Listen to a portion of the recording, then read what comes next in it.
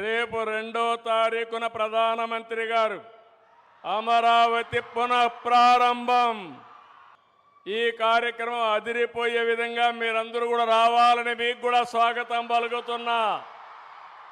ఆ రోజు హైదరాబాద్లో నేను హైటెక్ సిటీ గురించి మాట్లాడి హైటెక్ సిటీ కట్టాం.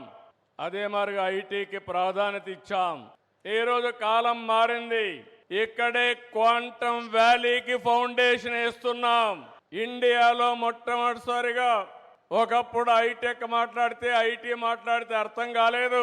ఇప్పుడు క్వాంటమ్ కంప్యూటర్ మాట్లాడితే చాలా మంది అంటున్నారు అది ఏం చేస్తుందని.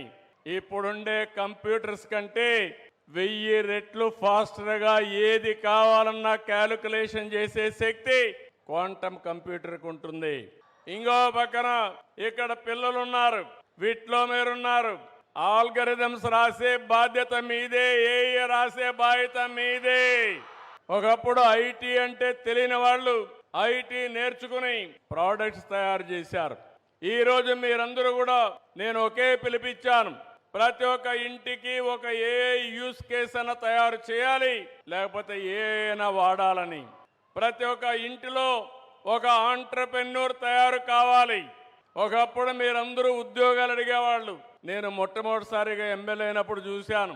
అవసరమైతే ఇంట్లో ఉండే 2 ఎకరాలు అమ్మి లంచం ఇచ్చి ఒక అటెండర్ పోస్ట్ అడిగేవాళ్ళు.